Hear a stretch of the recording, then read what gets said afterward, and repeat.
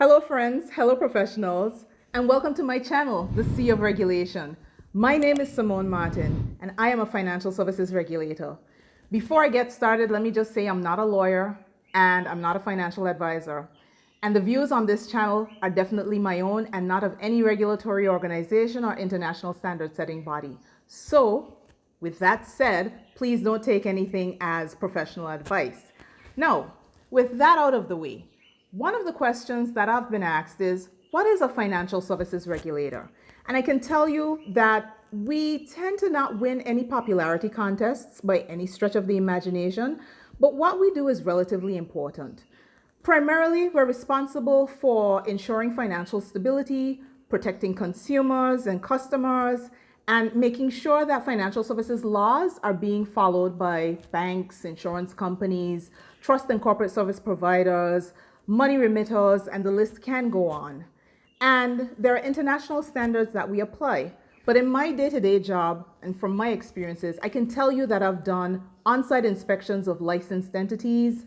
I have actually been trained under the Financial Action Task Force for third and fourth round. And so I have done an on-site evaluation of a country, which is called a mutual evaluation.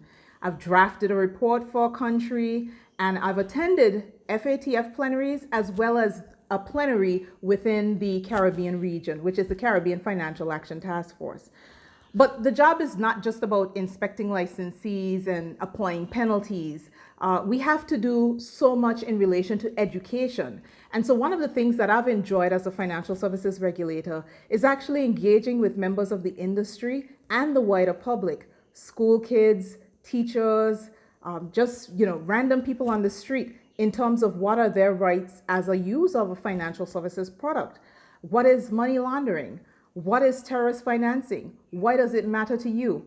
And so it is one of the areas that I'm more passionate about in terms of education and capacity building. And it's so important. But as a financial services regulator in the Caribbean, I'm also very passionate about telling our own story. Often you will hear terms like shady places or the shell games and shell companies, and there are a lot of things that are not true about financial services centers within the Caribbean. We actually work incredibly hard, but sadly some journalists are not really keen on getting the message right, and so we have not been in a position to actually challenge that because that's not part of what we do. I personally think going forward that regulators will need to say more and have a more vocal voice in terms of helping people understand what we do. Regulation can't be a mystery. Regulation can't be something that only the regulators know and understand. I think that everyone has to work together. After all, a regulator cannot exist without the regulated and the financial public, the public in general. They just can't exist. And so we have an important role, but I think we all have to be respectful of that role. If you know a financial services regulator, or if you have any questions in relation to other things that we do, and there are a lot of things, please drop it in the comment below. One other thing that I would like to add is the experiences that I've had as a financial services regulator. I don't think I could have gotten them anywhere else. I have met colleagues from around the world, literally all corners of the world. And regulators have common issues in that, there are few of us and there's a lot of financial services providers. Sometimes they're paid a lot more. Sometimes financial services providers think that regulators are stupid, and there are a lot of games that are played, and we have to be professional, we have to be ethical. We can't take things personally, but we have a job to do. Financial services regulators are people too, and we have feelings. Sometimes people will think that we're not intelligent. They will try to play games, especially in the financial services industry. There are certain sectors that are worse than others, and that at times challenges, but regulators can make mistakes. We try our best not to. It can be a difficult job. It can be a really underappreciated job. And I think it's important for me to give some color to exactly what financial services regulators do.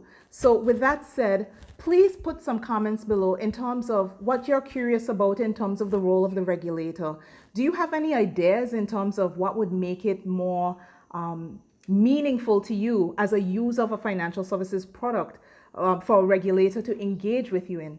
Is there anything that you're curious about? Maybe you have a complaint about a financial institution and you want to raise that to your regulator.